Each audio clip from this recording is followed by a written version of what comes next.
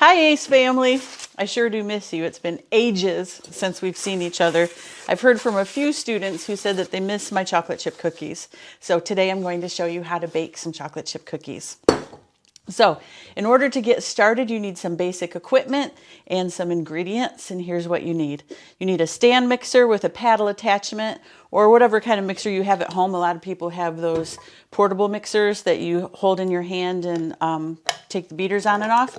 That'll work great. If you have a stand mixer, use that. If not, you can also just use a spoon. That's what I did until I had a hand mixer. I'm going to need a spatula. This is my favorite spatula. You can tell it's my favorite and that it's well used and well worn. And I have my cookie scoop so that all my cookies are the same size. Cookie sheet, I'll have a cooling rack. I guess I'll get to that kind of stuff in a little bit. So that's for equipment. Now for ingredients, you need flour, white sugar, brown sugar, eggs, butter, vanilla, and you'll also need baking soda, baking powder, and salt. So let's go ahead and get started. So I bake my cookies with butter and love, and so here's the butter. The love I put in at a secret time, I won't even tell you. Okay, so this is just Kroger butter. Some people say use unsalted butter. I use salted butter just because it's always what I have in the fridge, and they come out great, and everybody likes them. Oh, and I will also tell you that safety first, I did wash my hands really well before I started, and my counter has been sanitized, so it's all nice and clean and healthy and safe. 30 seconds is a long time, don't you think? When you're washing your hands, we're supposed to wash our hands for 30 seconds. I suppose we probably were all supposed to be washing our hands that long this whole time, but people didn't start paying attention to it till we were on the stay at home. So here we are on stay at home. It's weird, isn't it? It feels weird to not be able to go anywhere. Throw that away, sorry. I like to clean up as I go a little bit. Okay, so here's my butter in my bowl. It's softened. It's been sitting out all day long on the counter so that it would be room temperature when I go to use it. So the first thing I'm going to do is get the butter mixed well and softened in my bowl. Oh, I guess it will help if I turn it, plug it in. All right, it's going to be loud, sorry. Okay. Doesn't take long because it was already really soft and the oven is heating up the kitchen, so it's kind of warm in here. So this is what it looks like when it's kind of softened and moved around in the bowl. Some you can tell that it's going to have no problem. Now when you put the next ingredients in are the sugar. And by the way, I'm just using the recipe that's on the back of the chocolate chip bag. I make a couple little changes and I'll tell you what those are. And the first change is the butter instead of shortening or margarine. So use butter if you've got it. If not, you can use margarine or shortening. It'll come out just fine. When you're putting your sugar in, that's the next stage. Here's a little pro tip for you. Put the sugar in just kind of a little bit at a time because it doesn't, if you just dump it all in one big pile, it doesn't go into the butter as nicely. So put it in a little at a time.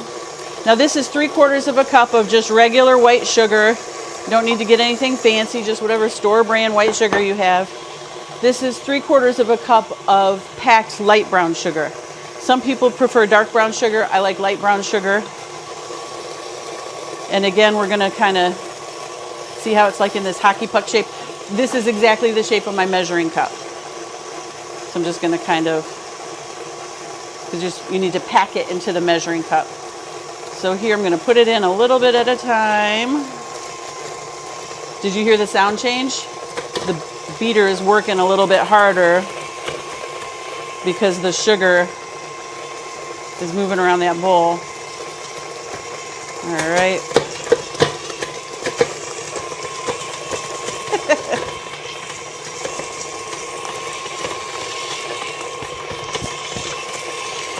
All right, you do your work, buddy.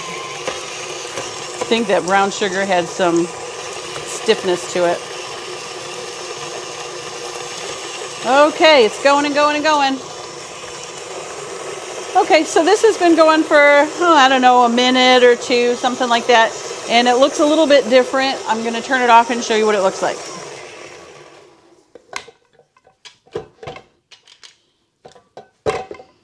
My daughter's getting up.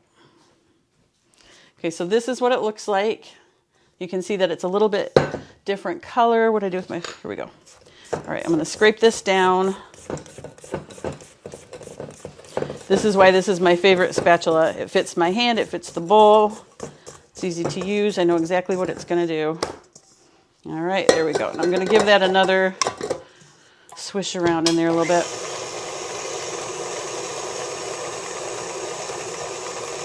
Okay, pretty. All right, the next thing that goes in are the eggs. Okay, so these are eggs. Eggs from my own chicken in my own yard, and I love my chickens, and I know that these are nice eggs. I rinsed them before I used them. You don't need to rinse grocery store eggs before you use them, but you do have to rinse farm fresh eggs. So I rinsed them. So I'm just going to give these a quick little crack into the bowl here. Make sure that they're nice before they go in. Make sure I didn't have any shells, and I don't. Look, this is what farm eggs look like. They're really bright yellow, aren't they, compared to grocery store eggs? They're yum. Okay, so now the eggs we're going to put in one at a time. We're going to kind of let one slide in. Plunk. Again, because it just, if you put it all in at once, it doesn't go very well.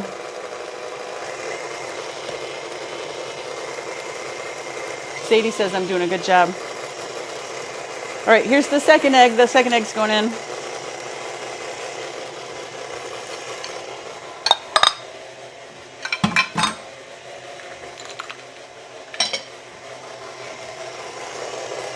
All right, that looks pretty good. I'm gonna give you a look, see what that looks like. See? Just kind of, you can see that it's nice and light, and gooey. Don't taste it. You'll be tempted to because it looks like it would taste good. It's disgusting. And also it has raw eggs. Don't eat things with raw eggs. All right, so next is the vanilla. I make my own vanilla. Mostly because vanilla that you buy at the store is super duper expensive. So I bought a couple of vanilla beans, and they are in this jar with some vodka. And I let it sit for about 6 or 8 weeks in the cabinet around Christmas time, and I have this beautiful vanilla and lots of it, and it's so good. I think it's better than the stuff I've bought in the store. So the recipe calls for 1 teaspoon of vanilla. I like it to be very generous, so it's probably more like 1.5 teaspoons. So I'm going to give that a little swirl there.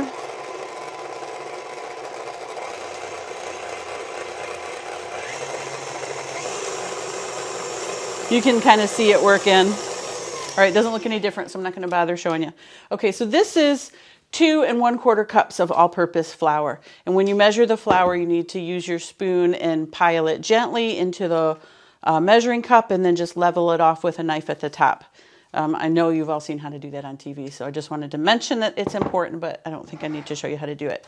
I do want to show you how to measure your other dry ingredients, which are baking soda, baking powder, and salt. So the recipe calls for 1 teaspoon of baking soda, but I saw one of those little memes on Facebook or something that showed like all the different kinds of chocolate chip cookies, and like if you want them to rise high, make them this way. If you want them to spread out and be thin, make them this way. And so I learned from the intertubes that I need 1/2 teaspoon of baking powder and 1/2 teaspoon of baking soda, and that will make them more fluffy the way I like them and my family likes them. So I have a 1/4 teaspoon measure because I can't find the 1/2 teaspoon measure because somebody named Sadie likes to eat all her ice cream with measuring spoons, and I think it probably went down the garbage disposal. So 2/4 make 1/2, so I'm going to use 2/4 of baking powder. So baking powder comes in a can with a weird hole. It's got a little flat edge right there. It's for scraping off the top. With baking powder and baking soda, you have to measure as precisely as you can manage to, so that it does what it's supposed to do by making things rise, and so that the taste doesn't interfere with the other ingredients. Okay, now we need 1/2 teaspoon of baking soda. So there's 1/4, there's 2/4. 2/4 equals 1/2. I know that because I took math. Okay, so we need 1 teaspoon of salt.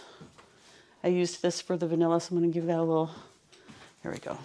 Now do not, pro tip right here, do not measure your salt over the bowl of your other ingredients, because if you pour too much, then you'll have salty cookies. That's disgusting. You don't want to do that. So measure your salt over your hand and over your plate or the sink or whatever. Shake it off a little bit so it's good and even. Oh, I took out a little too much. There we go. All right. So here's your 1 teaspoon of salt. Put that in with the other dry ingredients. Give that a little tap. Okay. Actually, I'm going to keep one of these. I'm going to give all these dry ingredients just a little swirl together here so that the salt doesn't go in all in one clump and the baking soda doesn't go in all in one clump. Okay, so there's that.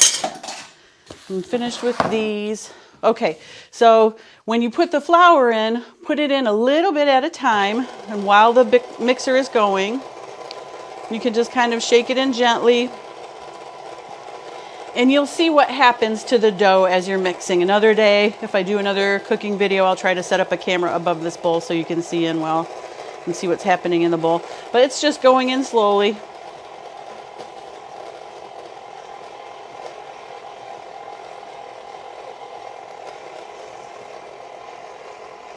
What have you guys been doing during the quarantine, the stay at home? I hope you're staying home. I want you to be healthy and safe, and I want your grandma to be healthy and safe, and I want your aunt, everybody who's taking care of you, to be healthy and safe.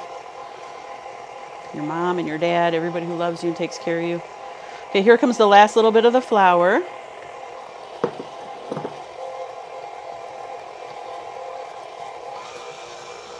And I hope that you're taking care of your own self. I hope that you're getting enough sleep and drinking enough water and getting outside and getting some exercise, and that you're reading interesting things and learning how to do new things. This might be a new skill for some of you, making chocolate chip cookies. Okay, so this dough looks pretty good. Let me just give this a little scrape. My mixer is old and sometimes it likes to turn on by itself, so I held the switch there for a second. I'm going to scrape it down and show you what it looks like.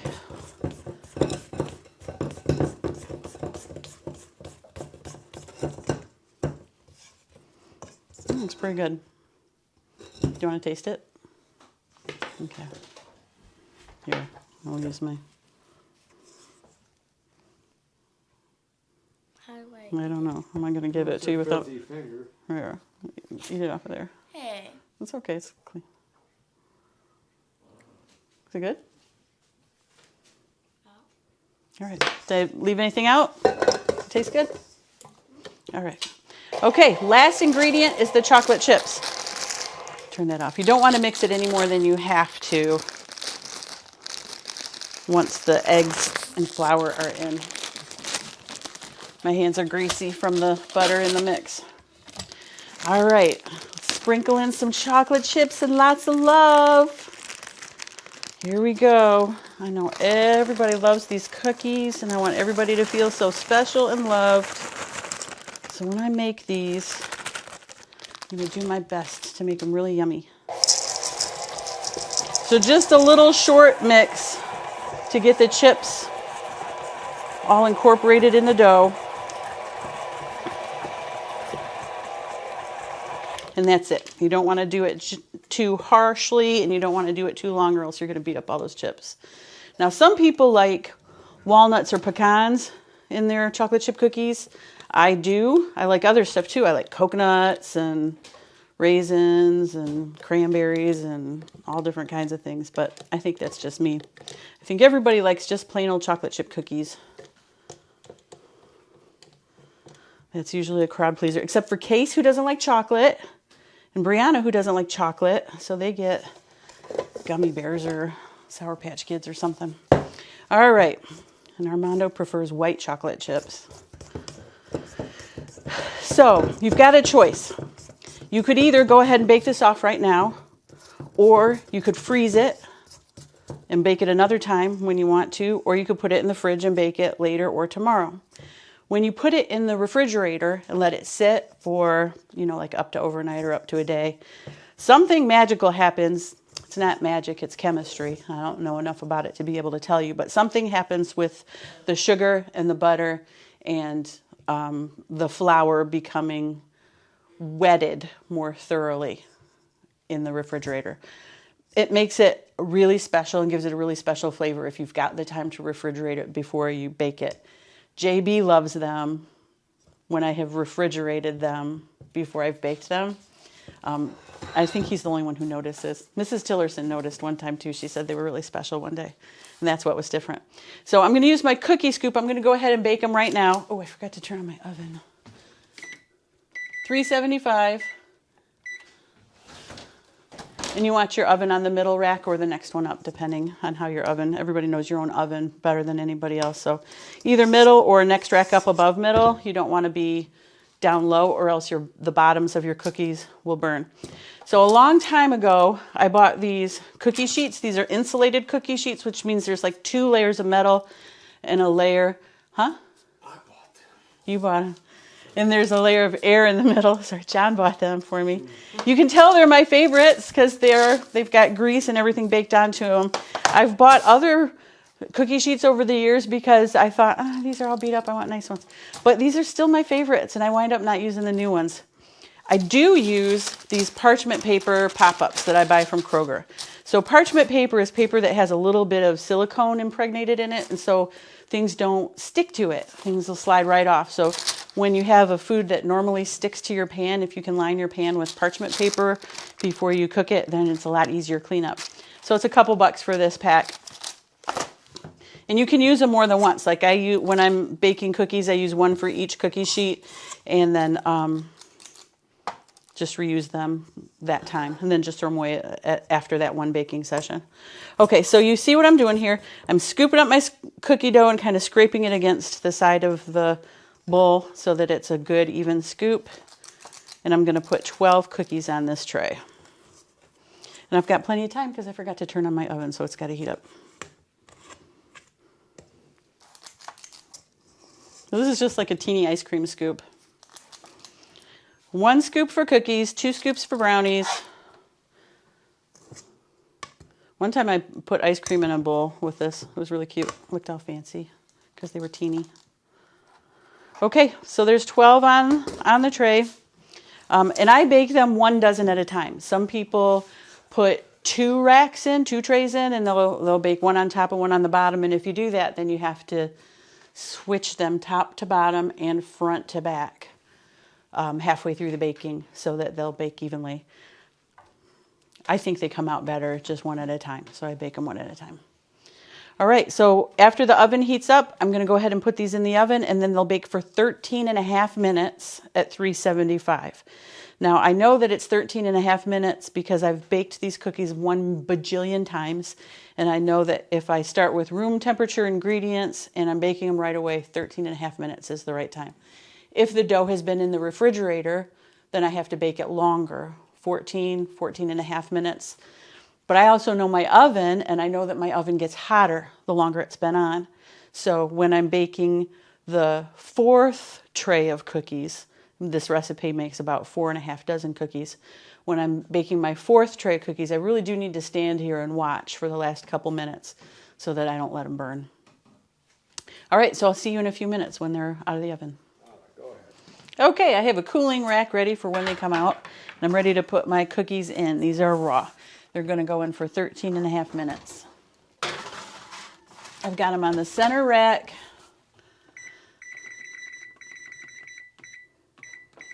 Now my timer doesn't do seconds, just minutes. So I'm going to set it for 13 minutes. That way when the timer goes off, I'll have time to get up off the couch and come back over here and turn it off, and that'll be just about perfect timing.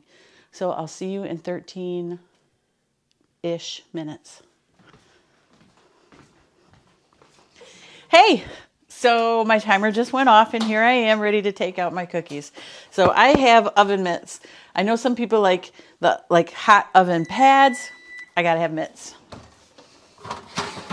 Ooh, these are perfect. Okay.